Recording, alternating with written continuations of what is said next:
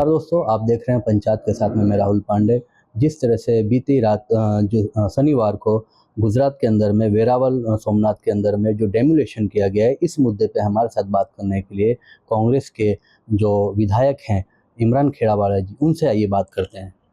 इमरान जी, जिस तरह से गिर सोमनाथ में वेरावल के पास में जो डेमोलिशन किया गया है, रातों रात 24 घंटे पहले ही ये किया गया है, इसे आप किस तरह से देखते हैं? हालांकि सुप्रीम कोर्ट ने जो ये बुलडोजर वाली जो राजनीति है उसको लेके कहीं ने कहा कि ये जो बुलडोजर वाला है इसको बंद करना चाहिए, कहीं ना कहीं उसकी अवमानना हो रही है सुप्रीम कोर्ट की। सबसे पहले तो वेरावल प्रभात पाटन जो इलाके में 2 दिन से जो डिमोलिशन हो रहा है, वो मैं समझता हूँ कि सरकार को सब चीज़ की जानकारी है। जो वहाँ पर डिमोलिशन हो रहा है वो डॉक्यूमेंट्स आप देखें तो आपको पता चलेगा कि 999 साल के लीज पर वो जगह दी गई है। सोमनाथ ट्रस्ट जो है ये उनके ज़रिए जगह दी गई है। लेकिन जहाँ तक मेरा सवाल ये है कि नामदार सुप्रीम कोर्ट ने जब कहा है कि कोई जगह पर डिमोलिशन होता है, बुलडोजर आते हैं, तो वो बहुत इमरजेंसी वाली जो चीज़ होती है उस पर आप कर सकते हैं।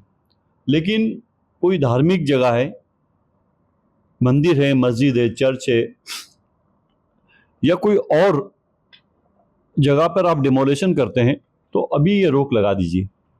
लेकिन मैं समझता हूँ गुजरात के अंदर न्याय तंत्र जिस तरह से जब सुप्रीम कोर्ट की बात नहीं मान रहा और डिमोलिशन हो रहा है, आज गुजरात हाई कोर्ट के अंदर इसका हियरिंग चल रहा है। मैं ज़्यादा कुछ बात उसके बारे में नहीं कह सकता क्योंकि अभी हियरिंग हो रहा है।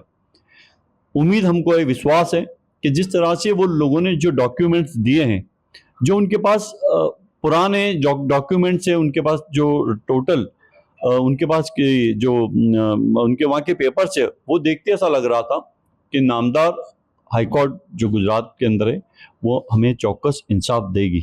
ये मसला, ये जो काम हो रहा है, जिस तरह से सरकार की इसमें डायरेक्ट इन्वॉल्वमेंट है, मैं समझता हूँ कि सरकार का डायरेक्ट इन्वॉल्वमेंट है।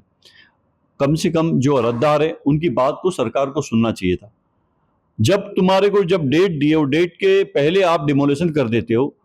उनका अभी एक वक्फ बोर्ड के अंदर उनका केस पेंडिंग पड़ा है, कलेक्टर के पास उनका केस पेंडिंग पड़ा है, ट्रिब्यूनल कोर्ट है वक्फ की, उसके अंदर केस पेंडिंग है। तो आपको इतनी जल्दी, इतनी कैसी उतावल थी कि आपको ये इतना जल्दी डिमोलिशन करना पड़ा? और वहाँ पर 500 साल 600 साल पुरानी मज़ार थी, दरगाहें थी, जिनके शिलालेख लिखे हुए हैं, वो चीज़ को भी उन्होंने तोड़ दिया। तो मैं समझता हूँ कि जिस तरह से ये जो हो रहा है, ये किस तरह कानून की धज्जियाँ उड़ रही है। वहाँ के जो अधिकारी है, वहाँ के कलेक्टर, वहाँ के पुलिस अधिकारी, एक माहौल ऐसा खड़ा कर दिया कि लोग डर गए। तो मैं समझता हूँ कि हमें विश्वास और भरोसा है कि नामदार गुजरात हाई कोर्ट और सुप्रीम कोर्ट जब ये पेपर देखेगी, जो डॉक्यूमेंट्स देखेगी, तो मुझे उम्मीद है कि वहाँ का जो लोग आए थे हमारे पास, वहाँ के जो अर्जदार थे, उनको ये चौकस इंसाफ मिलेगा। और ये इंसाफ इसके लिए मिलेगा कि आज पूरे देश के अंदर एक मोहब्बत की बात हमारे सम्मानीय नेता राहुल जी करते हैं, लेकिन कुछ लोग देश के अंदर हिंदू मुसलमान की राजनीति करते हैं। तो हमें यही देखना है कि मोहब्बत की बात है। हिंदुस्तान हमारा गंगा जमनी तहजीब से बंधा हुआ देश है। हर किस्म के लोग यहाँ रहते हैं, हर धर्म के लोग अलग अलग अपना संविधान को जिस तरह से उनको हक दिया है, वो संविधान को देखते हुए वो सब बात रखते हैं। तो मैं समझता हूँ कि आने वाले दिनों के अंदर ये जो पेंडिंग केस है, अभी केस चल रहा है, तो इंसाफ मिलेगा। और जहाँ जहाँ भी ऐसे जो डिमोलिशन हो रहे हैं, सरकार इसको डिमोलिशन कह रही है, सरकार इसको एक्रोचमेंट कह रही है, तो इसका दूध का दूध और पानी का पानी लोगों को पता चल जाएगा। इमरान भाई, वक्फ बोर्ड को भी लेके भी एक विवाद हुआ था आपको लेके, और जिस तरह से यहाँ के जो गृह मंत्री हैं हर्ष भाई संघवी, उन्होंने भी कहीं ना कहीं इस पे कहीं ना कहीं एक मुद्दा बनाया। इसे आप किस तरह देख रहे हैं? JPC committee, joint parliament committee Delhi से आई थी, उसके 20 मेंबर गुजरात के अंदर, अहमदाबाद शहर के अंदर वक़्फ़ के सुनने के लिए, वक़्फ़ की जो नया कायदा आने वाला है उसके लिए यहाँ पर गुजरात में अहमदाबाद में ताज होटल में आए थे। उस वक्त मैं वक़्फ़ का मेंबर हूँ और गुजरात असेंबली में जमालपुर खड़िया से एमएलए हूँ। मैं सिर्फ मैं एक अकेला एमएलए हूँ, तो मुझे जाने का मौका मिला। मैंने बात रखी कि सरकार ने जिस तरह से वक़्फ़ एक्ट के अंदर जो सुधार किए हैं, सरकार नया कायदा जो लाने वाली है, तो इसके अंदर जो मुस्लिम समाज की जो प्रॉपर्टीज़ है, मुस्लिम समाज के जो मस्जिद है, दरगाह है, ईदगाह है, खानका है, ये सब चीज़ें जो अभी तक मुस्लिम समाज के जो अंडर में है और मुस्लिम समाज वक़्फ़ बोर्ड के अंडर में सब ये चलता है। आज हर राज्य के अंदर वक़्फ़ बोर्ड है। राजस्थान के अंदर वक़्फ़ बोर्ड है, पंजाब में है, हरियाणा में है, महाराष्ट्र में है, गुजरात में है, राजस्थान में, हर जगह वक़्फ़ बोर्ड है। जब सरकार ने ये जब नया कायदा लाए तो उसके अंदर मैं समझता हूँ कि जो ये वक़्फ़ बोर्ड के जो चेयरमैन है, जिन लोगों को ये जवाबदारी वक़्फ़ बोर्ड की सौंपी है, तो वो सिर्फ पट्टे वाले का काम करते हो जाएंगे, क्योंकि उनके पास सिर्फ पेपर लेने का है और पेपर वहाँ दे देने का है। ये तमाम सत्ता जिस तरह से कलेक्टर को दी जाएगी कि कलेक्टर आपको वेरिफिकेशन करेगा, उसके बाद में आपका रजिस्ट्रेशन हो सकेगा। तो ये मैं समझता हूँ कि वक़्फ़ एक्ट को ख़त्म करने की बात सरकार कर रही है। सरकार जिस तरह से खुद की ज़मीन है, जो गौचर की जगह है करोड़ों रुपए की, वो खुद नहीं संभाल सकती, सरकार ने वो बेच दिए।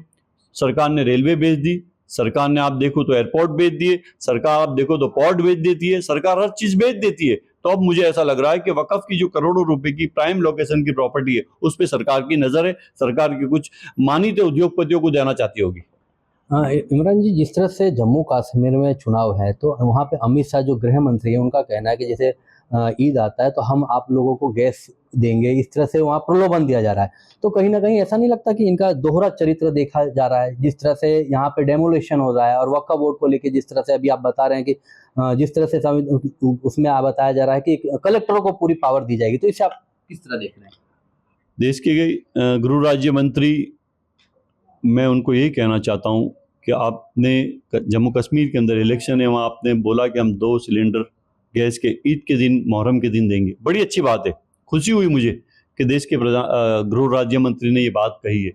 लेकिन उसके पहले भी कहीं जो वादे उन्होंने किए थे, 15 लाख रुपए हर अकाउंट के अंदर, खाते के अंदर डालने की बात की थी, काला धन लाने की बात की थी, 2 करोड़ रोजगार नौकरी देने की बात की थी, छोटे बिजनेसमैन को लोन देने की बात की थी, जो खेडूत लोग हैं उनके देवे माफ़ करने की बात की थी। लेकिन सरकार सिर्फ जुमलेबाजी करती है। ये सरकार जुमलेबाजी की सरकार है।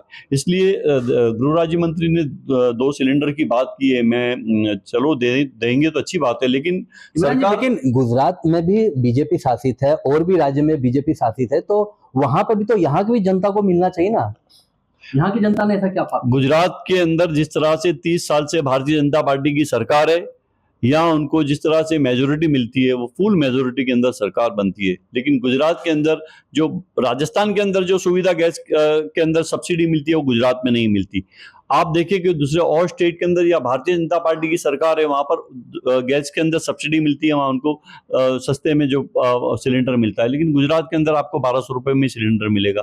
इस तरह से जो बहुत सी ऐसी योजनाएं हैं सरकार की, वो दूसरे स्टेट में, लेकिन गुजरात को नहीं मिलती है। तो हमारे देश के प्रधानमंत्री भी गुजरात से हैं, गृह राज्य मंत्री भी गुजरात से हैं। तो मैं उनसे यही उम्मीद रखता हूं कि गुजरात को भी आप न्याय दिलाइए, क्योंकि आपके पास सत्ता है, आपके पास पावर है। तो गुजरात के लोगों ने कहाँ अन्याय किया है? आपको वोट देते हैं, आपको जिताते हैं, फुल मेजोरिटी देते हैं। 26 में से लोकसभा की 25 सीटें आपके पास है, विधानसभा के अंदर 182 182 में से ज्यादातर सीटें आपके पास है। तो आपको गुजरात के लोगों को भी न्याय देना चाहिए। तो ये थे हमारे साथ इमरान भाई, जिन्होंने जो वेरावल में जिस तरह से डेमोलेशन का मुद्दा है और आज कहीं ना कहीं हाई कोर्ट में फैसला चल रहा है। बाकी खबरों के लिए आप बने रहें पंचायत के साथ में। मैं राहुल पांडे, अहमदाबाद।